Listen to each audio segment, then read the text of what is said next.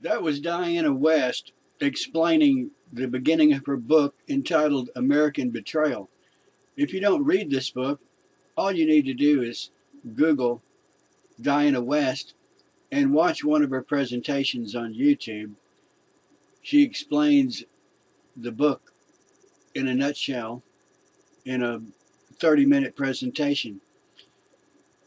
And she mentions repeatedly infiltrators who use their influence inside the federal government to sway United States policy beginning in the 30s and the 40s. If you connect in your mind the influence perpetrated by Alger Hiss, Alger Hiss was a bureaucrat inside the State Department toward the end of World War II and had a profound influence on the outcome, an influence on the world situation after World War II. As a result of his efforts, I believe,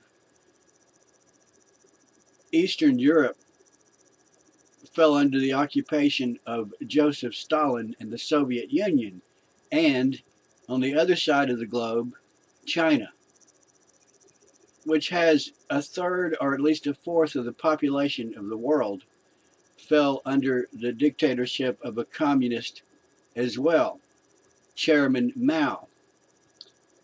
Diana West puts forth in her book, and I believe that it was the efforts of infiltrators inside our federal government that had such a profound and negative outcome.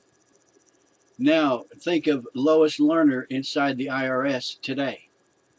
Could she also be another example of communist infiltration inside the federal government?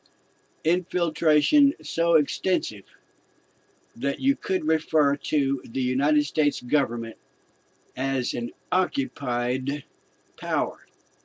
Diana West is ridiculed because she uses the word occupation.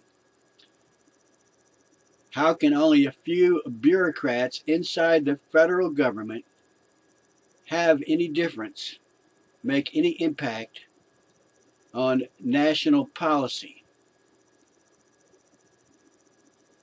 I would like you to consider this idea. How can a few, quote unquote, infiltrators, influence peddlers inside the federal government, inside the media, inside Hollywood, inside education, inside the labor union movement, how can these few people have any impact? I'd like you to consider that question. I say they can have and have had a profound influence, a profound negative impact, not only on your country, the United States of America, but upon the whole world.